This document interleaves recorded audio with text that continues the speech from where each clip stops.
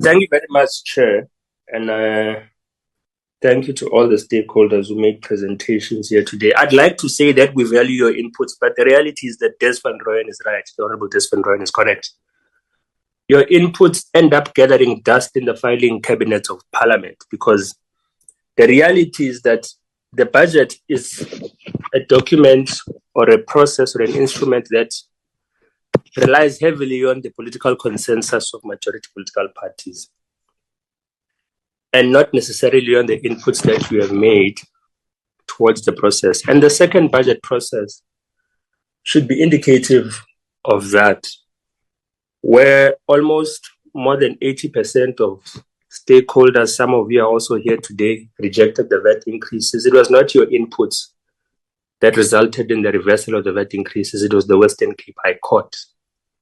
There are some political parties amongst us who thought that there could be a consensus within a 30-day consultation period where their inputs should be considered by National Treasury.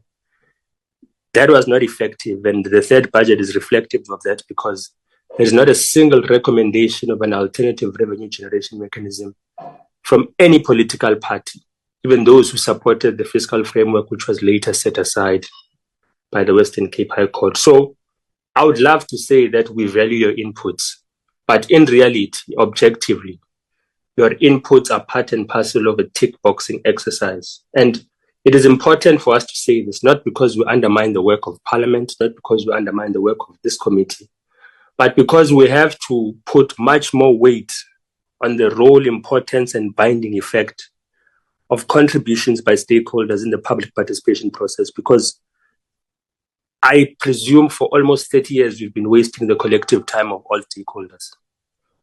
I would challenge all of us to see which budget has actually been altered by input from stakeholders, either from industry, civil society, or political parties.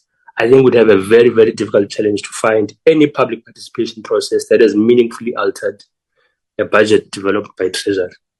It's important to say this so that perhaps civil society and industry can pursue constitutional or judicial mechanisms to make their inputs through the public participation process more binding, because we're wasting your collective time. You put in research efforts to make these inputs, and they are not considered meaningfully. But I think as the EFF, we will ensure that we utilize the powers given to us as a community by the Money Bills Act to amend the proposed fiscal framework and revenue proposals which have been put towards us. And I think specifically as it relates to the fuel levy, I'm interested to hear from the liquor industry today, even those who will speak later, those who have spoken. I'm interested to hear from Clover as to what will be the impact of the fuel levy on their costing. Because we presume that industry, especially that which relates to goods, relies on transportation of goods and perhaps services in some instances. Historically, what have fuel levy increases had on those inputs? And I'd be happy to hear that as well. Perhaps a final departing point before I think the TG comes in, because I don't want to speak too long, to illustrate the futility of the public participation process as it relates to the fuel levy. So the Minister of Finance says that the fuel levy is set to take effect on the 4th of June, 2025. This Standing Committee on Finance will consider the fiscal framework and revenue proposals on the 3rd of June and the 4th of June, 2025. By the time we sit to consider whether we adopt the fiscal framework and revenue proposals and your inputs as stakeholders, the fuel levy will already be in effect. The Parliament of South Africa, the National Assembly, will sit on the 11th of June, 2025, to consider whether we as parliamentarians support this budget or not. By that time, the fuel levy will already be in effect.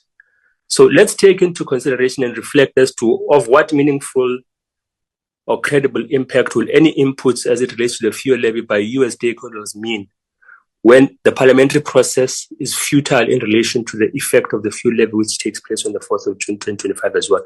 This shows you the undermining of your participation as stakeholders and the undermining of Parliament as the will of the people.